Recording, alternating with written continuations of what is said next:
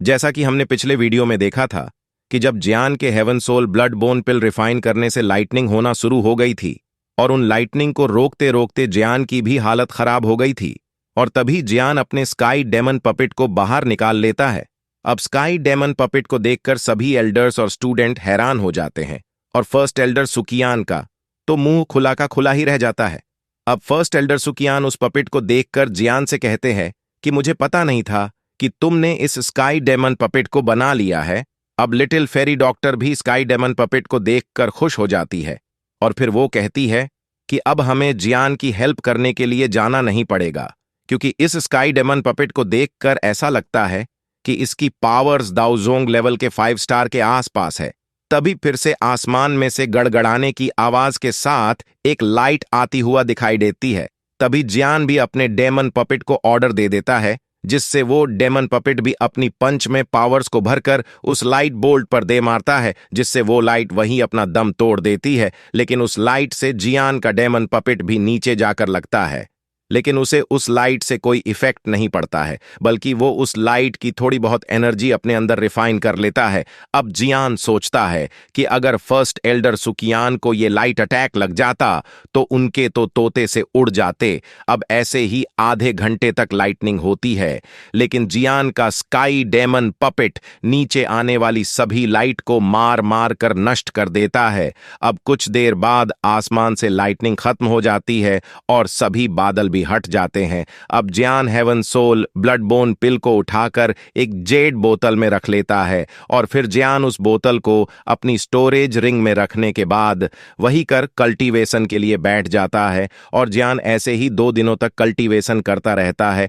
और हमें सीन 2 दिन बाद का दिखाया जाता है, जब जियान के आसपास कुछ स्टूडेंट खड़े हुए थे, और तभी ऊपर आसमान में लिटिल फेरी डॉक्टर भी आ जाती है, और जीनन एकेडमी के सभी स्टूडेंट और एल्डर लिटिल फेरी डॉक्टर को देखकर कहते हैं कि इतनी सुंदर और इतनी पावरफुल लड़की जियान को कहां से मिली है।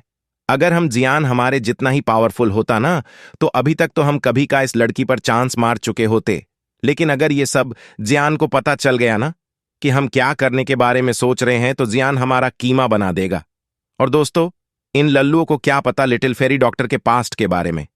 अगर कुछ पता होता ना, तो ये ऐसा कभी सोचते भी नहीं, क्योंकि लिटिल फेरी डॉक्टर ऐसी लड़की थी जो किसी आदमी का पत्ता बिना कुछ सोचे समझे काट देती थी।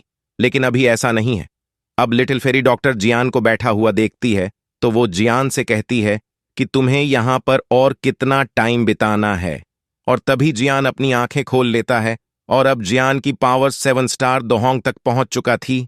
और अब जियान अपनी पावर्स को महसूस करने के बाद जी जूनियर के बारे में सोचने लगता है। जब कमांडर लिंग क्वान जी जूनियर को जीनन एकेडमी से ले गया था, और जियान उसे नहीं रोक पाया था, क्योंकि तब जियान दा दाउसी पर था, और जियान ही हैसियत नहीं थी कि वो लिंग क्वान से जी जूनियर को बचा पाता।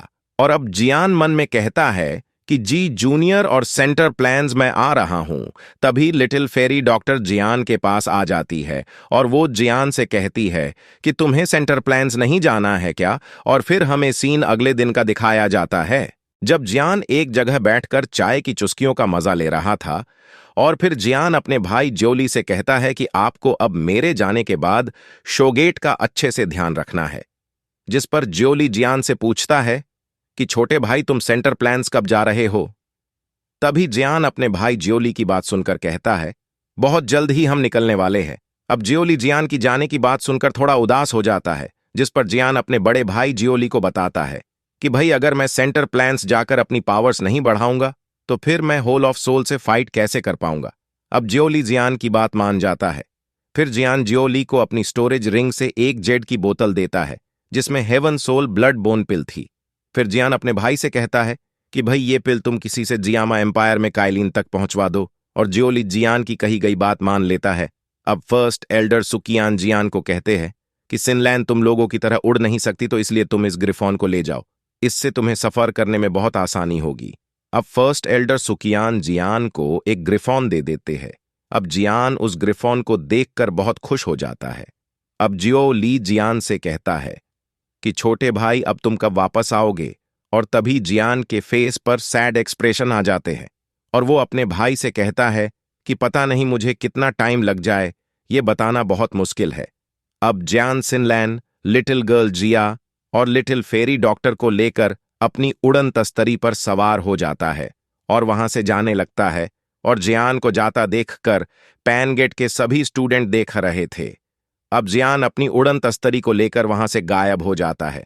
अब लिटिल फेरी डॉक्टर जियान को देखकर कहती है कि मुझे पता है कि तुम क्यों इतने उदास हो। तभी जियान लिटिल फेरी डॉक्टर से कहता है, मुझे फर्स्ट एल्डर सुकियान ने इस पिद्दी लड़की को अपने साथ ले जाने के लिए कहा था, इसलिए मैं इस पिद्दी लड़की को अपने साथ ले आया हूं। अब जियान की बात लिटिल गर्ल जिया सुन लेती है और तभी वो जियान से कहती है कि मैं कोई बच्ची नहीं हूं, मैं भी एक दोहोंग लेवल की एक्सपर्ट हूं, किसी को भी मुझसे पंगा लेना भारी पड़ सकता है। अब जियान लिटिल गर्ल जिया की बात सुनकर उसके सर पर हाथ फेरता हुआ कहता है कि अरे मेरे मुन्ना, तुम तो नाराज ही हो गई हो और हम तो बस ऐसे ही बात कर रहे थे। अब जियान सिनलैन से कहता है कि हमें सेंटर प्लेन्स जाने का रास्ता बताओ, जिस पर सिनलैन जियान को बताती है कि हाँ ठीक है। शिनलैन एक स्माइल के साथ जियान को कहती है कि अगर हम सेंट्रल प्लेन्स तक पहुंचना चाहते हैं तो हमें होराइजन सिटी नाम की सिटी तक पहुंचना होगा और वहां से हम सेंट्रल प्लेन्स की ओर जाने के लिए वर्महोल का उपयोग कर सकेंगे। अब जियान शिनलैन की बात सुनकर कहता है कि क्या वर्महोल, और दोस्तों जियान के लिए ये नाम ऐसा था जैसे जियान ने किसी विदेशी चीज का नाम सुन लिया हो। अब जब शिनलैन ने जियान को ऐसे हैरान होता देखा तो उसने अपना मुंह ढंक लिया और हंसने लगी, और फिर शिनलैन जियान को बताती है कि वर्महोल सेंटर प्लान्स की अनोखी चीजें हैं।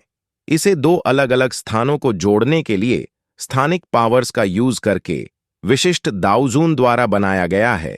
ब्लैक कॉर्नर रीजन से सेंट्रल प्लेन्स तक की दूरी तय करने में एक दाउजोंग को भी कम से कम आधा साल लग जाता है, और यदि कोई वर्म होल का यूज करता है तो वह 1 महीने के अंदर अंदर वहां पहुंच जाएगा।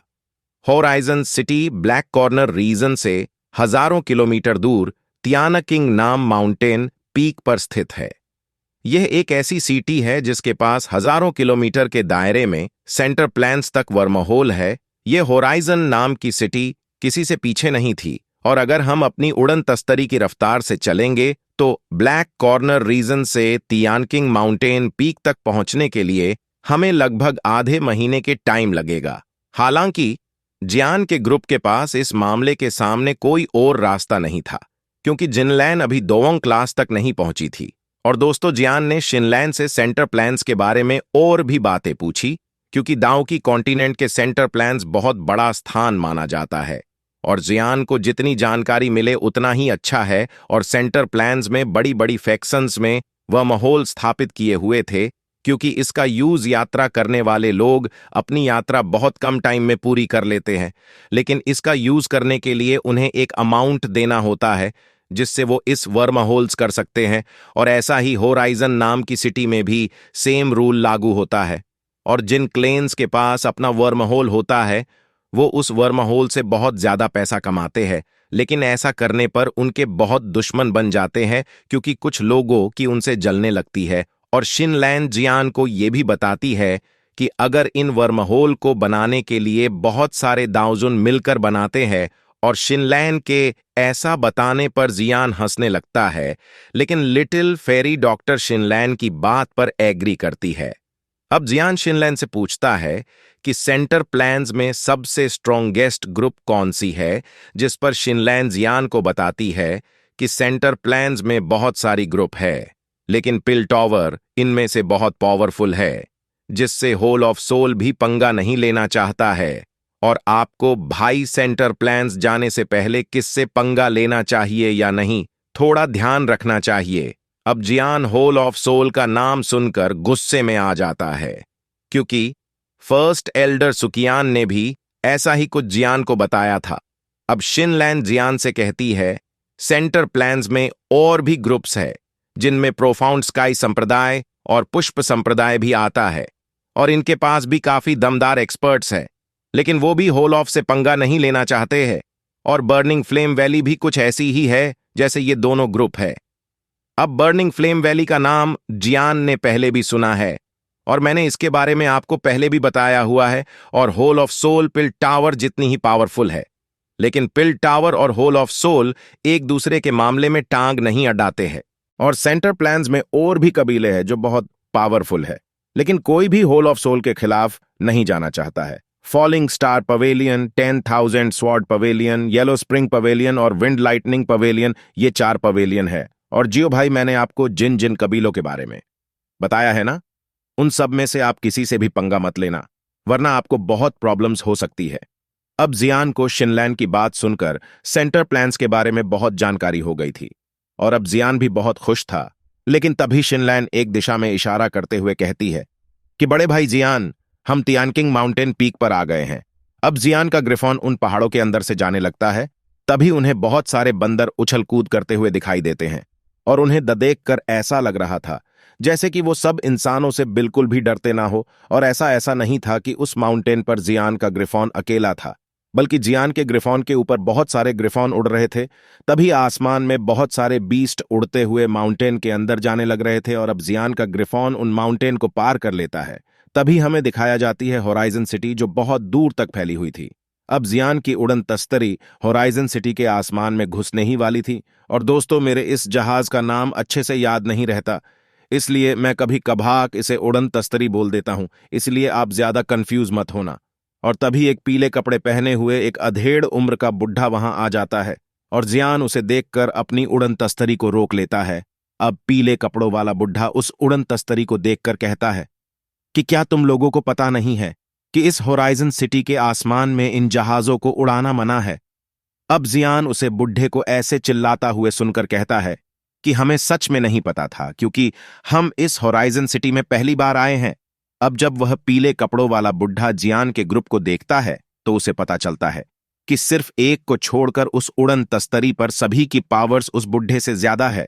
और खासकर इस लड़की की पावर्स बहुत भयानक लग रही है, क्योंकि मैं खुद एक दोवोंग क्लास का एक्सपर्ट्स हूं। अब वो बुढ़ा जियान के सामने ग्रीड करते हुए कहता है, मैं इस होराइजन सिटी में लुओ कबीले से हूं और हमारा ये लुओ कबीला बहुत पुराने टाइम से है। और अगर लुओ कबीले ने आपकी उड़न तस्तरी की पार्किंग के लिए होराइजन सिटी के गेट पर ही पार्क करने की स्थान बनाया है और तुम अपनी इस उड़न तस्तरी को वहीं पर पार्क कर सकते हो। और फिर जियान उस बुढ़े को धन्यवाद बोलता है और उससे पूछता है कि क्या आप मुझे बता सकते हो कि इस होराइजन सिटी में वर्म होल कहां पर है। जिस पर वो बुढ़ा जियान से कहता है कि दोस्तों, आप बहुत खराब टाइम पर होराइजन सिटी में आए हो, क्योंकि होराइजन सिटी का वर्म होल खराब हो चुका है और हमारे लीडर उस वर्म होल को ठीक बहुत जल्दी ही करा देंगे। जब लिटिल फेरी डॉक्टर ने उस बुढ़े की बात सुनी तो उसने धीरे से अपनी आंखें खोलीं। उससे पूछा कि आपको इस वर्म होल की मरम्मत में कितना समय लगेगा। जिस पर वो पीले कपड़ों वाला बुढ़ा लिटिल फेरी डॉक्टर को देखकर कहता है कि मैं पक्का तो नहीं पता है। जब वर्म होल की मरम्मत की बात आती है तो किसी ने समस्या की गंभीरता नहीं देखी है। होराइजन सिटी का यह वर्म होल 100 साल पहले मेरे लुओ कबीले के पूर्वज द्वारा बनाया गया था। इतने सालों तक इस्तेमाल किए जाने के बाद इसमें बहुत सारी प्रॉब्लम्स तो होनी ही थी और यही हुआ हो गया खराब। यदि आप में से कुछ लोग वर्म होल का यूज करना चाहते हैं तो आपको सिटी में कुछ दिनों के लिए रुकना होगा, तब तक इसे ठीक कर लिया जाना चाहिए। और इसके अतिरिक्त मेरे कबीले के पूर्वज हाल ही में वर्म होल की मरम्मत में हेल्प करने के लिए कुछ विशिष्ट दांव झोंगों को इकट्ठा कर रहे हैं। यदि मिस आप इसमें कुछ कर सकती हो तो आप सिटी के सेंटर में जा सकते हैं जहां वर्म होल स्थित है। अब लिटिल फेरी डॉक्टर जियान से कहती है कि चलो पहले सिटी में एंटर करें। अब जियान उस दिशा में नहीं गया जिस दिशा में पीले कपड़े पहने हुए बुढ़े ने संकेत दिया था, और इसके अलावा जियान से अपनी उड़न तस्तरी को शहर के बाहर जंगल में एक स्थान पर उतार दिया। अब जियान का पूरा ग्रुप उस उड़न तस्तरी से नीचे कूद गया और फिर जियान ने उसे आसमान में जाने का ऑर्डर दिया और फिर वो उड़न तस्तरी गायब हो गई। अब जियान ने लिटिल फेरी डॉक्टर और बाकियों की ओर हाथ हिलाया, पीछे मुड़ा और होराइजन सिटी की ओर चलने लगा। अब लिटिल फेरी डॉक्टर जियान के बगल में चलते हुए धीमे कदमों से चल रही थी। उसने जियान से पूछा कि वर्महोल तो बंद है, अब हम क्या करेंगे। जिस पर जियान कहता है कि हम पहले एक रात के लिए सिटी में आराम करेंगे और यह देखने के लिए इंतजार करेंगे कि क्या कोई खबर मिलती है वर्महोल के बारे में, और अगर कल भी कोई खबर नहीं आती है तो फिर हम सिटी के सेंटर में जाकर देखेंगे।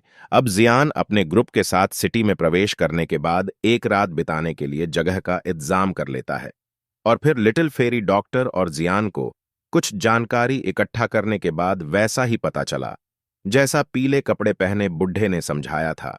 वर्तमान में होराइजन सिटी के भीतर वर्महोल को बंद कर दिया गया था। इसके अलावा ऐसा लग रहा था कि इस बार वर्महोल की समस्या सच में काफी बड़ी थी।